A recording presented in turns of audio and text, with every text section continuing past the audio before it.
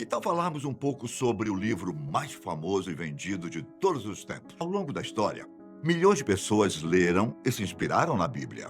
Para muitos, o livro relembra o passado, descreve o presente e prevê o futuro, além de ditar normas, padrões e de fazer uma personalidade do ícone máximo da humanidade. Não podemos negar que a Bíblia moldou e continua moldando a sociedade, nos ensinando coisas sobre as palavras e ações de amor ao próximo de Jesus Cristo. Tudo isso que eu acabei de falar, vocês estão cansados de saber sobre a Bíblia.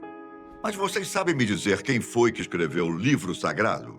Segundo a tradição religiosa cristã, os 5 primeiros livros do Antigo Testamento, que é chamado de Torá pelo judaísmo e de Pentateuco pelo catolicismo, teriam sido escritos por Moisés, em 1200 a.C. Moisés foi o profeta hebreu que tirou os israelitas do cativeiro no Egito e os guiou através do Mar Vermelho. Essas obras narram um pouco da história do povo de Israel, ao longo de cerca de 1 milênio. E durante centenas de anos, pensou-se que quem tinha escrito os 5 livros, Gênesis, Êxodo, Levítico, Números e Deuteronômio, realmente tinha sido Moisés. Porém, as pessoas passaram a perceber que existiam coisas escritas nos livros que o próprio Moisés não poderia saber, como sua morte. Além disso, os 5 livros tinham conteúdo contraditório e pareciam contar versões diferentes da história dos israelitas. Para os estudiosos, as histórias e leis do Antigo Testamento foram contadas de forma oral ao longo dos séculos, escritas por grupos de pessoas completamente diferentes e depois agrupadas. Resumidamente, para os cristãos, o Antigo Testamento realmente foi escrito por um só homem, enquanto que para a ciência, as histórias foram contadas ao longo dos séculos e depois compiladas. Vocês sabem a diferença do Antigo Testamento para o Novo Testamento? Bom, como eu disse, o primeiro narra a história dos israelitas e a vida antes do nascimento de Jesus. Já o Novo Testamento narra a vida de Jesus, desde o seu nascimento até a sua morte e ressurreição. Tudo começa por volta de 70 depois de Cristo, cerca de 40 anos após ele ser crucificado. Nessa época, surgiram 4 crônicas escritas sobre a vida de Jesus, o que se tornaria um dos documentos pilares da fé cristã. Essas crônicas eram, na verdade, os 4 evangelhos canônicos que relatam testemunhas oculares da vida, morte e ressurreição de Cristo. Supostamente, quem escreveu os 4 primeiros livros do Novo Testamento foram Mateus, Marcos, Lucas e João. Mas assim como acontece no Antigo Testamento, ninguém sabe se os 4 livros foram realmente escritos pelas pessoas a quem são atribuídos. Na verdade, a ciência diz que é claro que as histórias foram contadas oralmente, de geração em geração, até serem reunidas e escritas. Provavelmente, os nomes foram anexados aos evangelhos, não para dizer quem escreveu cada parte da Bíblia, mas para informar aos leitores quem provavelmente contou aquela versão da história. Vamos usar como exemplo as cartas de Paulo. Se eu não me engano, 13 dos 27 livros do Novo Testamento foram atribuídos a ele, após encontrar Jesus na estrada de Damasco. Supostamente, ele teria escrito muitas cartas que ajudaram a espalhar os ensinamentos de Jesus e a própria fé cristã pelo Mediterrâneo. Só que, atualmente, estudiosos concordam que apenas 7 das epístolas de Paulo são autênticas e foram escritas entre 50 e 60 depois de Cristo, e são famosas por serem as primeiras evidências do cristianismo. O resto das cartas podem ter sido escritas por seguidores de Paulo, que usaram o nome do apóstolo para dar autenticidade às cartas. Portanto, para a gente finalizar de vez o nosso assunto, ninguém sabe ao certo quem escreveu a Bíblia. Ela foi escrita por inúmeros autores que viveram mais ou menos entre os séculos 16 a.C. e 1 depois de Cristo. Alguns autores escreveram uma boa quantidade de livros, outros apenas um. Ainda há livros que ninguém sabe quem foi realmente o autor, mas que contam detalhadamente a caminhada de Jesus Cristo. De todo modo, o cristianismo acredita que, independente de quem tenha escrito a Bíblia, Deus é a inspiração do livro. Os textos não foram apenas fruto da criatividade de quem os escreveu, mas uma ação de Deus, que fez revelações divinas para os homens escolhidos. E você? Qual a sua opinião sobre o assunto? Será que os livros realmente foram escritos por quem a Bíblia diz que foi? E os historiadores e teólogos estão errados? A Bíblia foi escrita entre 1500 anos antes de Cristo e 100 anos depois de Cristo. Há um espaço de tempo de 1500 anos entre o primeiro e o último livro, com o último já datando de 2000 anos atrás. Pelo menos 40 pessoas estiveram envolvidas nesse processo de escrita dos textos originais. O primeiro de todos foi Gênesis, escrito por Moisés, 3.500 anos atrás. Já o último é Apocalipse, escrito pelo apóstolo João por volta dos anos 90 e 96 depois de Cristo. Gênesis iniciou a escrita do Antigo Testamento, com os 5 primeiros livros sendo redigidos por Moisés. Também chamado de Pentateuco ou Torá, essa parte foi escrita enquanto os israelitas peregrinavam pelo deserto após saírem do Egito. Algumas pequenas inclusões foram feitas nessa parte ao longo do tempo, como, por exemplo, a morte de Moisés, que é citada em Deuteronômio, mesmo com o profeta sendo o principal autor do livro. Posteriormente, vários outros autores redigiram diversos livros, registrando a história de Israel desde sua entrada na Terra Prometida até o exílio judeu na Babilônia. Alguns deles demoraram muito tempo para atingirem sua forma final. Salmos é um exemplo, já que é um compilado de diversos cânticos presentes ao longo da história dos hebreus. É difícil saber a data exata dos livros por conta da contagem do tempo na época, da deterioração dos originais e do tempo decorrido, mas é possível estimar com relativa precisão o período de quase todos, com exceção de Jó.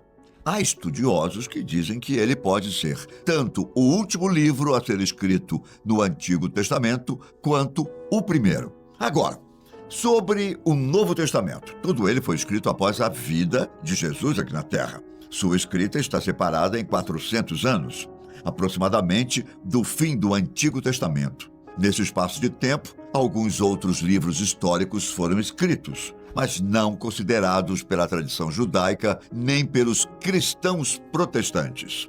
Chamados de apócrifos, alguns foram incluídos na tradução grega do Antigo Testamento, chamado de Septuaginta. Mais tarde, foram adicionadas à Bíblia Católica.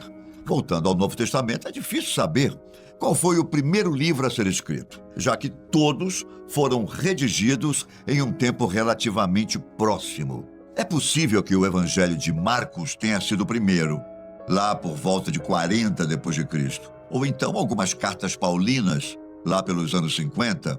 Mas o que é de consenso geral é que Apocalipse foi o último, com sua redação ocorrendo no final do primeiro século. Bom, muito bem. Agora sabemos quando foram escritos. Mas como e quando esses livros passaram a compor o Antigo e o Novo Testamento? Como isso se tornou a Bíblia que conhecemos hoje? As Escrituras passaram por um processo de publicação. De acordo com o cristianismo, Deus passou sua palavra aos homens e essa palavra foi registrada e distribuída entre os povos. Dessa maneira, o verdadeiro autor da Bíblia é o Criador. Sua participação na escrita é ativa, enquanto a do homem é passiva. Os homens apenas falaram o que veio de Deus ao serem guiados pelo Espírito Santo, como está escrito em 2 Pedro 1:21. Porque nunca jamais qualquer profecia foi dada por vontade humana. Entretanto, homens santos falaram da parte de Deus, movidos pelo Espírito Santo. O processo de origem e publicação da Bíblia é baseado nos conceitos de revelação e inspiração. As Escrituras são uma revelação de Deus aos homens. Esses escritores redigiram através da inspiração dada pelo Espírito Santo, que os capacitou a captar, reunir e registrar a revelação em forma de escritos. Um versículo de Timóteo resume bem isso. Toda a Escritura é inspirada por Deus e útil para o ensino. como os escritores estavam inspirados, suas palavras foram protegidas de qualquer erro ou falha humana. A Bíblia foi escrita por pessoas imperfeitas, mas seus erros não contaminaram o processo de registro e publicação dos escritos originais por causa da inspiração divina. Como separar os textos inspirados dos não inspirados? Bem, o processo foi bastante parecido com o da grande maioria das obras literárias. Aquilo que era verdade e não contradizia o resto foi escolhido. Foi como uma seleção de notícias verdadeiras entre várias fake news. O Antigo Testamento de nossa Bíblia passou por um processo até simples. Os mesmos livros que Jesus tinha como as Escrituras em sua época são os que hoje consideramos como sendo o Antigo Testamento. Ele foi selecionado e formado a partir da tradição judaica, que havia passado justamente pelos momentos históricos ali contados. Escritos por profetas e outras pessoas notáveis em Israel, esses livros possuem uma coerência e harmonia muito grande entre si. Portanto, logo foram reconhecidos como inspirados por Deus. Cabe aqui uma correção.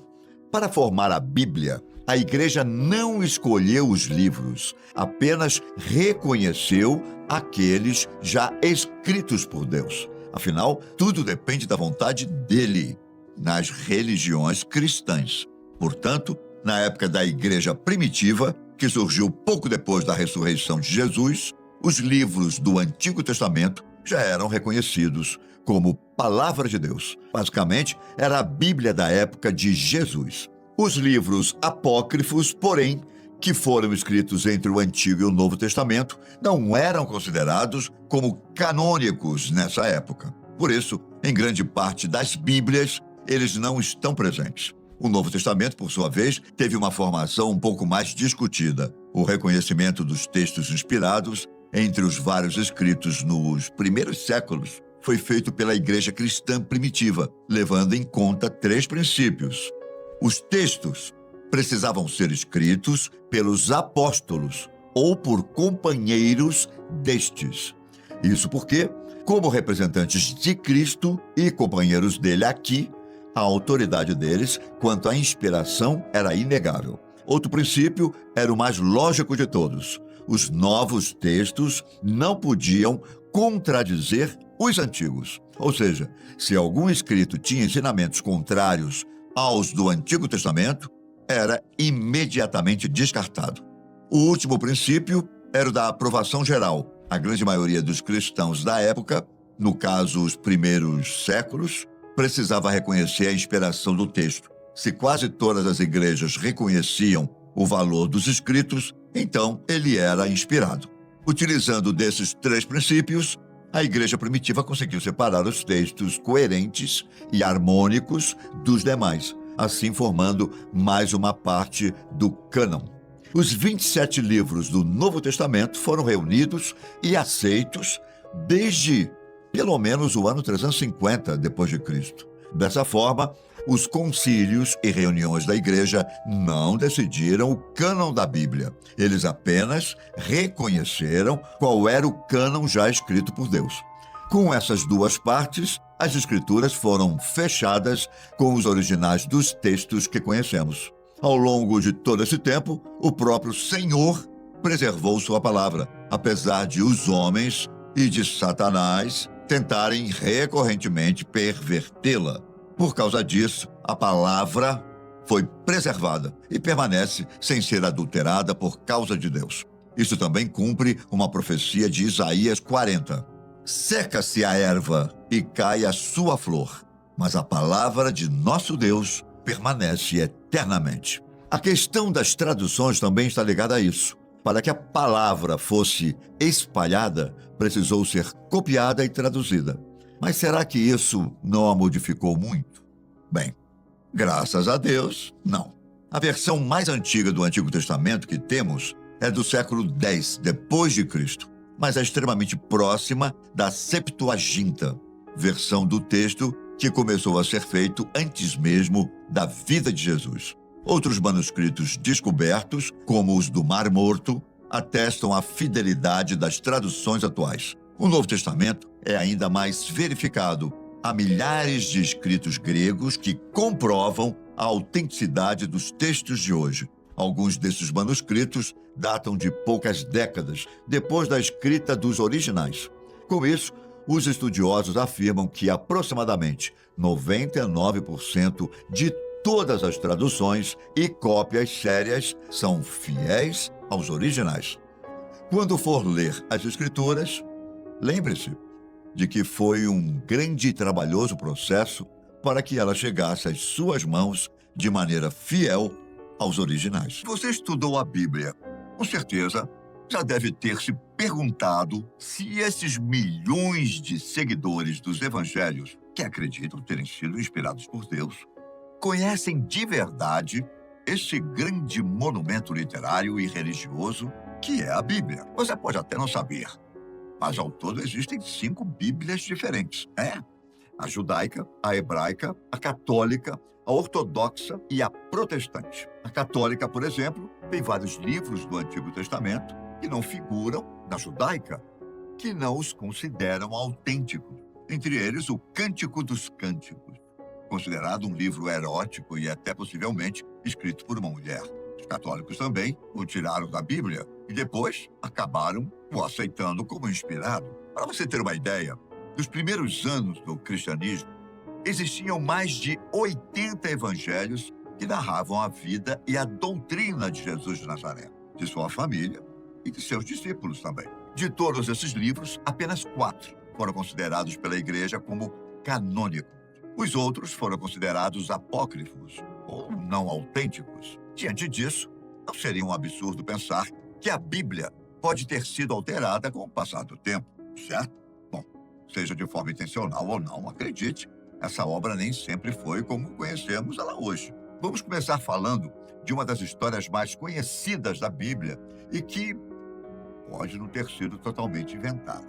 É a história famosa de Jesus traçando uma linha na areia entre uma mulher e os fariseus, que queriam apedrejá-la até a morte. Aquele que de entre vós está sem pecado, seja o primeiro que atire pedra contra ela. Na maioria das Bíblias, essa passagem aparece no Evangelho de João e é uma das mais citadas no cristianismo. O problema é que as cópias mais antigas do Evangelho de João não têm essa história. Na verdade, ela não aparecia em nenhum lugar até o século V, cerca de 400 anos depois da morte de Jesus. O primeiro texto a incluí-la é uma antiga tradução grega e latina dos evangelhos, chamada Codex Beze. Essa obra é notória por ter esse estranho detalhe extra que não aparece em nenhum outro lugar. E essa história em particular é redigida de uma forma que alguns estudiosos da Bíblia dizem que não parece ter sido escrita pela mesma pessoa que escreveu o restante do livro de João. Muitas pessoas ainda argumentam que é uma história verdadeira, principalmente porque parece o tipo de coisa que Jesus faria. Porém, há muitas razões para acreditar que a famosa citação não é realmente a palavra de Jesus. De qualquer forma, convenhamos que não é uma passagem que foi inventada para prejudicar alguém. Só que existe uma passagem que a maioria dos estudiosos tem certeza de que foi alterada, ou melhor, mal interpretada para fazer maldade com as pessoas. Em Deuteronômio, capítulo 23, versículo 17 e 18, parece haver uma condenação direta à homossexualidade. Nessa passagem está escrito o seguinte: não haverá prostituta entre as filhas de Israel, nem sodomita entre os filhos de Israel. Não trarás o salário de uma prostituta, nem o preço de um cão à casa do Senhor teu Deus, por qualquer voto, porque ambos são abominações ao Senhor. Essa passagem é bastante clara quando é traduzida de forma correta, certo? Mas muita gente pensa que não. A palavra sodomita aqui realmente não parece se encaixar no contexto, e há uma razão para isso. A palavra original tem um significado mais próximo de prostituto e não tem nenhuma conexão com a homossexualidade. No hebraico original, todo o versículo parece ser uma condenação da prostituição para ambos os sexos. em vez de ser especificamente um ataque aos homossexuais masculinos. Dizem que quando a Bíblia foi traduzida, decidiram mudar o sentido justamente para condenar a homossexualidade. No 14º capítulo da primeira epístola aos Coríntios, existe uma interjeição estranha, aparentemente aleatória, de misoginia, que interrompe o que sem ela seria um pensamento coeso. Entre os versículos 34 e 35, é dito o seguinte: as mulheres devem permanecer em silêncio nas igrejas. Elas não podem falar, mas devem estar em submissão, como diz a lei. Se quiserem perguntar sobre algo, devem perguntar a seus próprios maridos em casa, pois é vergonhoso para uma mulher falar na igreja. Quando você lê no contexto, não faz muito sentido. O mesmo capítulo da Bíblia chama ambos, os irmãos e irmãs, para profetizar e falar em línguas, e parece implicar fortemente que eles deveriam estar fazendo essas coisas. Ou seja, o resto do texto não fala que as mulheres devem ficar em silêncio enquanto estão na igreja. Então, por que isso foi dito na Bíblia? Existe uma possível explicação. Algumas pessoas pensam que um dos primeiros eruditos cristãos simplesmente se cansou de sua esposa e colocou o verso no livro. O manuscrito do século IV do livro de Coríntios tem uma pequena nota escrita a lápis nas margens próximas a esses versículos, dizendo que eles são uma adição posterior que não estava originalmente no livro. E em outros manuscritos antigos, esses versículos aparecem em diferentes partes, aparentemente aleatórias, da Bíblia. Ainda em relação às mulheres, em 2016, um grupo de estudiosos reuniu o que chamaram de versão padrão em inglês, permanente da Bíblia. Eles anunciaram que essa versão era a palavra imutável de Deus, com cada palavra traduzida de forma tão perfeita que nada precisaria ser mudado. A verdade é que os leitores mal tiveram que virar a primeira página para encontrar um grande erro. Em Gênesis capítulo 3, versículo 16, quando Deus amaldiçoa Eva, ele diz: teu desejo será para teu marido e ele te dominará. Mas a nova versão dizia o seguinte: seu desejo será contrário ao seu marido, mas ele dominará você. É um pouco diferente do original, não acha? Na verdade, é exatamente o contrário. Essa versão sugere que Deus amaldiçoou as mulheres a terem casamentos horríveis por toda a eternidade, constantemente tendo todos os seus desejos esmagados por um marido que não compartilha nenhum dos seus interesses. Os tradutores mantiveram sua decisão, apesar da desaprovação de muita gente, inclusive estudiosos e teólogos. Basicamente, a tradução diz às mulheres de todo mundo que elas não devem esperar ter casamentos felizes e que devem se contentar com homens que acabam com todos os seus sonhos.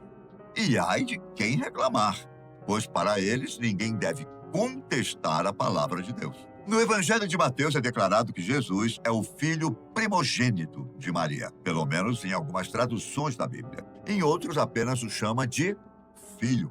Bom, se você é católico, essa palavra faz uma grande diferença. Muitos católicos concordam que a ideia de que Maria permaneceu virgem durante toda a sua vida, mesmo depois de dar à luz a Jesus. Provavelmente é por isso que muitas Bíblias católicas traduzem essa linha como um filho, já que rejeitam a ideia de que Jesus tinha irmão. É uma posição complicada de defender, já que há algumas partes na Bíblia em que Jesus realmente se encontra com seus irmãos e fala com eles. Mas alguns católicos argumentam que essas histórias também são erros de tradução. Os manuscritos gregos originais usam a palavra adelphos para se referir aos irmãos de Jesus, que pode significar primo, em vez de irmão. Quase todos os manuscritos mais antigos do livro de Mateus, porém, usam claramente a palavra filho primogênito, em vez de um filho. Muitas pessoas acreditam que a palavra primogênito foi retirada por pessoas que queriam pensar em Maria como uma virgem, mudando a Bíblia para que ela se encaixasse no que eles queriam dizer. Outra coisa que tentaram a todo custo mudar foi a imagem de Jesus. Tudo bem, que não se trata de uma mudança nas escrituras sagradas, pois o que mudaram foi a compreensão de sua imagem. A imagem mais comum hoje é de um Jesus Cristo branco, de olhos azuis, mesmo que todas as evidências históricas apontam o contrário. A ideia de um Cristo de pele branca é relativamente nova e evoluiu em resposta a pressões políticas e sociais. Vários retratos artísticos influentes de um Jesus branco ajudaram a espalhar essa ideia, que de fato se tornou a mais aceita e usada em todo o mundo. Embora teólogos e historiadores ainda debatam sobre essa questão, alguns cientistas chegaram a uma resposta mais precisa. Arqueólogos, usando evidências esqueléticas, e antropólogos, além de DNA, concluíram que Jesus quase certamente não era branco. Só que ele também não era negro. A realidade provavelmente está no meio. E a maioria dos cientistas descreve a cor de pele mais provável de Cristo como oliva, mais parecida com os povos mediterrâneos modernos. Claro que nem todas essas mudanças citadas foram feitas para prejudicar alguém. Mas, no geral, quem as mudou tinha um interesse próprio, não é? Aquele que nunca pecou, que atire a primeira pedra. Quantas vezes você já ouviu a história dessa fala de Jesus, hein? Sem sombra de dúvidas, esse é um dos casos mais conhecidos da Bíblia. Porém, fique sabendo que existem grandes chances de Jesus nunca ter falado isso. Para quem não se lembra, essa é a famosa citação de Cristo ao impedir que fariseus apedrejassem uma mulher até a morte. Na maioria das traduções, essa fala de Jesus aparece no livro de João. O problema é que as traduções mais antigas do Evangelho de João não têm essa história. Na verdade, esse caso não aparece em nenhum livro até o século V, cerca de 400 anos depois da morte de Jesus. O primeiro texto a incluir essa história é uma antiga tradução grega e latina dos evangelhos chamados Codex Bezae, também conhecido como Manuscrito D. Essa tradução é notória por apresentar esse detalhe extra que não aparece em nenhum outro lugar. E essa história, em particular, foi traduzida de uma forma que alguns estudiosos da Bíblia dizem que não parece ter sido escrita pela mesma pessoa que escreveu o livro de João. Mesmo assim, muitas pessoas ainda argumentam que é uma história verídica, principalmente porque parece o tipo de coisa que Jesus faria.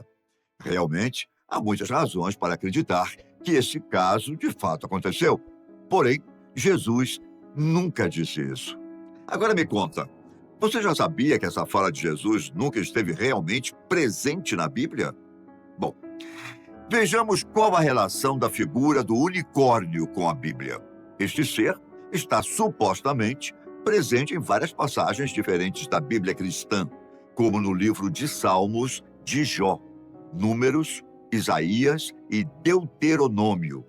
Há também uma parte estranha na Bíblia em que Moisés começa a falar sobre unicórnios, como se eles estivessem por todos os lugares.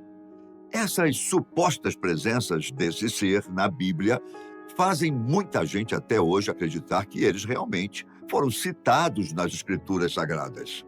O problema é que, provavelmente, o que aconteceu foi um grave erro de tradução. O fato é que nem todos os estudiosos concordam que a palavra riem, ou reem em hebraico, significa unicórnio. Na verdade, a palavra faz referência a uma criatura de chifre único.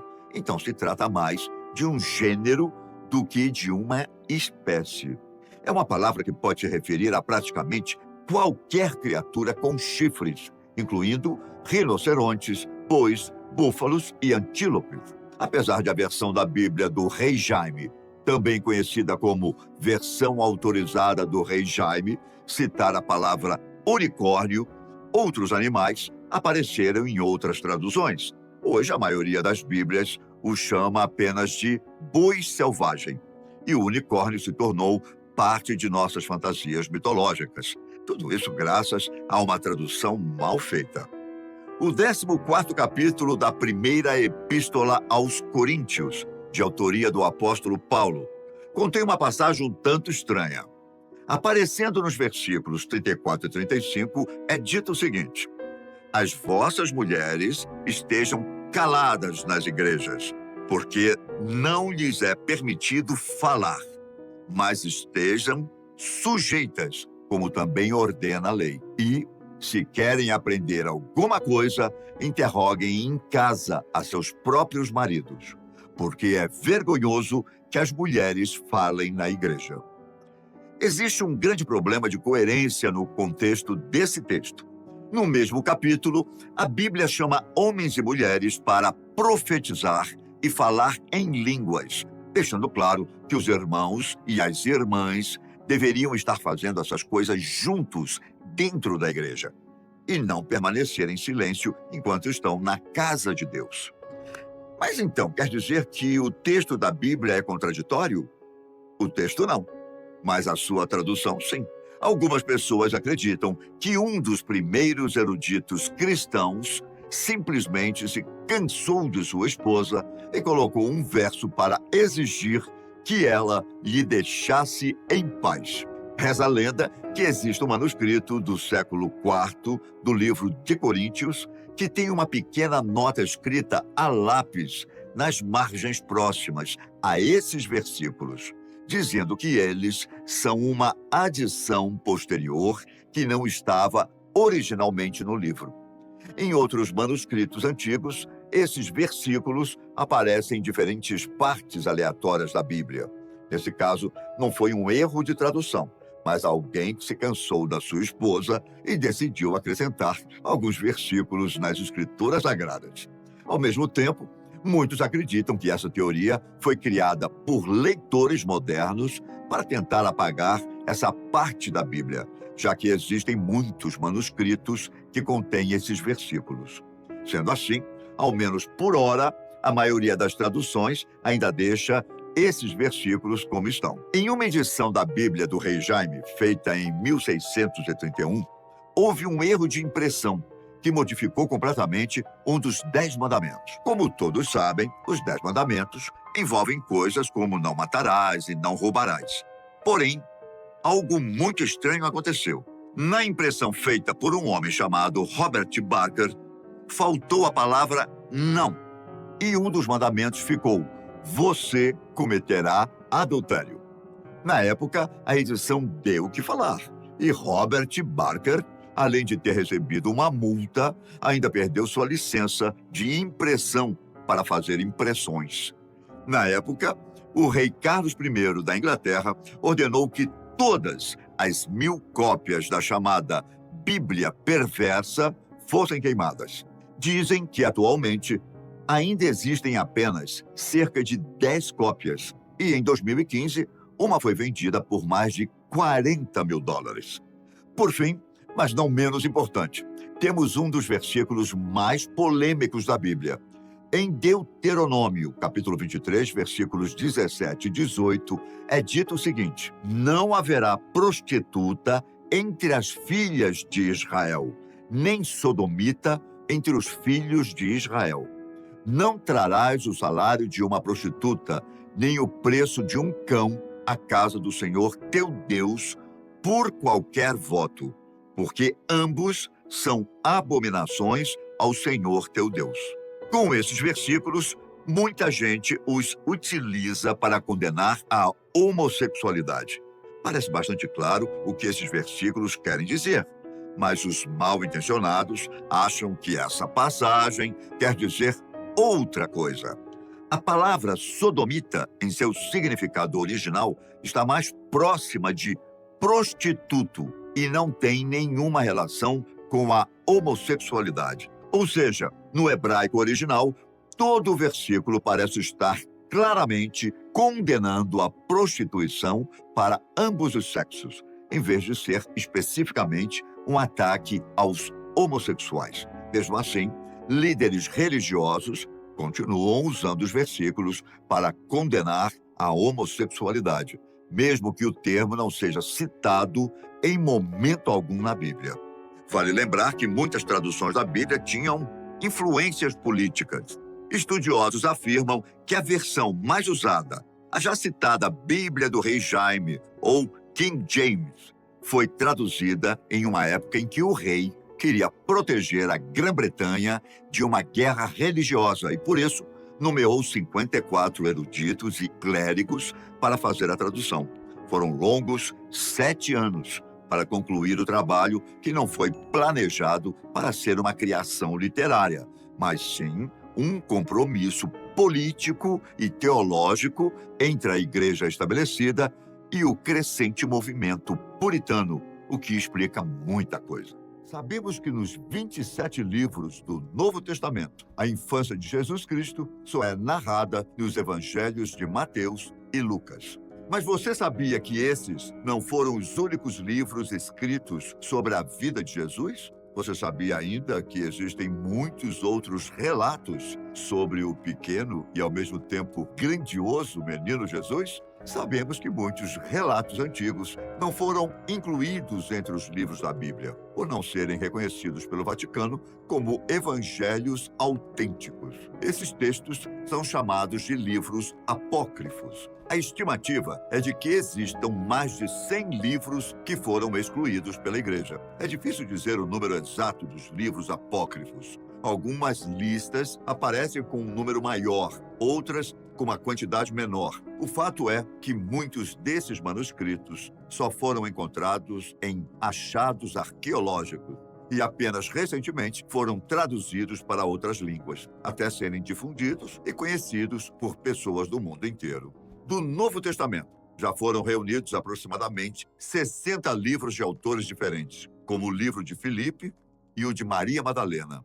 Sobre os que narram a infância de Jesus, foram encontrados 8 no total. Apesar de não serem incluídos na doutrina cristã como textos autênticos e, consequentemente, não fazerem parte do cânone da Igreja, eles são usados em estudos teológicos e também históricos. De modo geral, para a Igreja, os apócrifos são divididos em categorias. Existem aqueles classificados como aberrantes, porque possuem elementos mais fantasiosos. Outros são definidos como histórias complementares, como os que tratam da vida de Maria, porque não divergem do sentido canônico, apenas trazem mais elementos. Há ainda alguns escritos que são marcados como alternativos pela Igreja, porque apresentam versões diferentes, como o Evangelho de Maria Madalena. Atualmente, os textos apócrifos são estudados por teólogos, historiadores e até mesmo pelos fiéis, que buscam conhecer mais sobre as Escrituras Sagradas e não consideram os ensinamentos divergentes da doutrina cristã.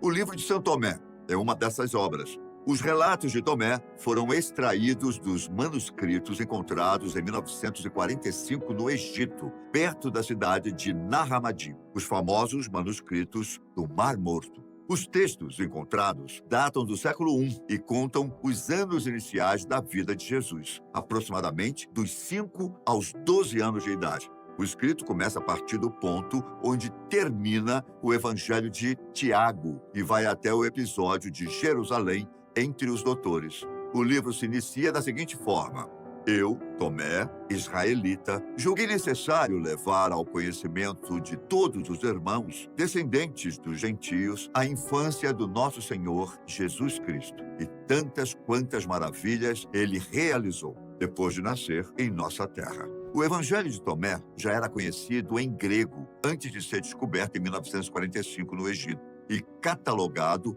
como um dos manuscritos do Mar Morto. A obra possui uma estrutura diferente dos outros evangelhos que estão na Bíblia. A sua parte mais conhecida é composta por 114 frases proferidas por Jesus para os seus discípulos, que foram escritas e listadas por Tomé. Mas existem outros relatos em seu evangelho que talvez você ainda não conheça muito bem. Assim como outros escritos apócrifos, o Evangelho de Tomé revela ensinamentos e aspectos da vida de Jesus que não são tão ressaltados no texto canônico ou que foram, inclusive, ocultados. De modo geral, os evangelhos excluídos da Bíblia mostram relações diferentes entre os discípulos e enfatizam o lado humano de Jesus, ao mesmo tempo que apresentam muitos relatos quase fantásticos sobre sua divindade. Uma das diferenças encontradas nos apócrifos é que um dos pilares dos ensinamentos de Jesus é a busca do autoconhecimento e da sabedoria. A busca pela compreensão e pelo conhecimento são constantemente destacadas pelos apóstolos deixados de fora pela Bíblia. Além da fé e da bondade como princípios para a salvação, os apócrifos indicam a igualdade, a sabedoria e a tolerância. Nesses relatos, existe mais igualdade na relação entre homens e mulheres, rompendo inclusive com padrões sociais da época. Entre os seguidores de Jesus, a mulher tinha mais espaço de atuação, como Maria Madalena, que também registrou sua interpretação sobre os ensinamentos de Jesus. Os pesquisadores da religião e da história do cristianismo afirmam que esses valores ressaltados pelos apócrifos não combinavam com as bases que sustentavam a igreja. O evangelho chamado de Armênio, o livro de Tiago e o de Tomé trazem muitos relatos sobre o menino Jesus, mas que não são encontrados na Bíblia. No livro de Tomé, por exemplo, Jesus aparece como uma criança consciente da sua natureza divina e, desde pequeno, já havia manifestado seus poderes milagrosos. Em uma passagem, o menino Jesus aparece modelando o barro do rio. De repente, segura as esculturas em suas mãos e faz com que elas se transformem em pássaros de verdade. Por causa dos seus poderes, Jesus era temido pelas outras crianças e os pais não deixavam que seus filhos brincassem com ele, que se assustavam com o seu poder. Ao mesmo tempo, despertava a admiração dos adultos por causa da sua sabedoria. Em outro relato, o Filho de Deus é acusado injustamente de ser o responsável pela morte de uma criança que havia caído do telhado. Para provar sua inocência, Jesus ressuscitou o garoto, para que ele mesmo contasse a verdade do que havia acontecido. Outras passagens ressaltam o seu lado generoso e milagroso, ao mesmo tempo em que é descrito como um garoto levado, assim como qualquer outra criança humana. Como alguém que possui poderes divinos, mas que é uma criança e por isso não consegue controlar todos os seus impulsos, não são raras as histórias de suas travessuras. O Evangelho Armênio conta, em uma passagem, que Jesus estava brincando com outras crianças em seu quarto, quando um raio de sol entrou pela janela e ele desafiou os amigos a subirem no raio. Obviamente, as crianças humanas não embarcaram na aventura, mas o menino Jesus sobe no raio, assustando e encantando os seus amigos. Percebe como esses relatos são fantasiosos e ressaltam o poder de Jesus como demonstração da sua divindade? Os teólogos que analisam os apócrifos sobre a infância de Jesus entendem que esses evangelhos refletem a forma como nós imaginamos os milagres e o que esperamos deles. O milagre tende a ser visto e a ser narrado como mera demonstração de força, enquanto seu sentido mais profundo e seu propósito é deixado de lado. De modo geral, os apócrifos são vistos pela Igreja como escritos fantasiosos ou de autenticidade duvidosa. O fato é que, ao longo da história, existiram muitos livros bíblicos que eram seguidos por diversas vertentes do próprio cristianismo. As obras que foram selecionadas como canônicas formam um conjunto coerente em torno das doutrinas e filosofias assumidas pela Igreja. Quando o imperador romano Constantino se converteu ao cristianismo, no ano de 312, o seu objetivo era unificar os territórios que estavam sob seu domínio. Para a execução desse projeto, a religião precisava ser um elemento de coesão do império. Desse modo, houve um esforço em consolidar a doutrina cristã em torno de uma base canônica. Por isso, muitos textos foram considerados apócrifos e retirados do conjunto das escrituras bíblicas. Apesar disso, estudiosos das escrituras sagradas, mesmo padres e sacerdotes, entendem que é importante levar em consideração os relatos tanto dos livros canônicos quanto dos apócrifos. Em comparação, os relatos apresentam muitos aspectos semelhantes. Por exemplo, ambos apresentam narrativas semelhantes sobre a passagem de Jesus ao Templo de Jerusalém. Com 12 anos de idade, durante as comemorações judaicas da Páscoa, Jesus foi com seus pais em uma caravana para a Terra Santa. De repente, o garoto sumiu da vista dos pais, até ser encontrado no templo conversando com os sábios. Angustiada com o sumiço do filho, Maria briga com ele por ter se perdido, ao passo que Jesus responde que não se perdeu, pois ele estava na casa do Pai. No texto canônico, a história termina dessa forma. Já nos apócrifos, existe uma continuação. No final, os sábios do templo elogiam Maria por ter um filho tão inteligente. A sabedoria também é muito enfatizada nas narrativas sobre sua infância. Na verdade, os textos apócrifos tendem a transferir as mesmas características de Jesus adulto para a sua infância. Muitos milagres, como a ressurreição e a multiplicação de alimento, também aparecem nos relatos sobre o menino Jesus. De modo geral, os escritos apócrifos sobre a vida de Jesus, em algum momento, foram seguidos por diferentes vertentes do cristianismo, que depois foram perseguidas e classificadas como pagãs. Os evangelhos que tratam da sua infância, por exemplo, apesar de narrar fatos milagrosos que reforçam que Jesus não é uma criança comum, o Filho de Deus aparece também com sentimentos e ações categoricamente humanas. Em alguns casos, o menino Jesus chega a ser meio perverso, como quando castiga seu professor, que não aceita que uma criança saiba mais que ele. Apesar disso, ele se arrepende e corrige seus erros. É como se Jesus estivesse mais perto de nós e dos nossos anseios. Diferente do texto canônico, Cristo é também mais piedoso. Por isso, a culpa e o sofrimento da sua morte não são tão enfatizados como na Bíblia canônica. Apesar de narrativas divergentes, esses escritos nos ensinam muito sobre a história e as bases religiosas do cristianismo.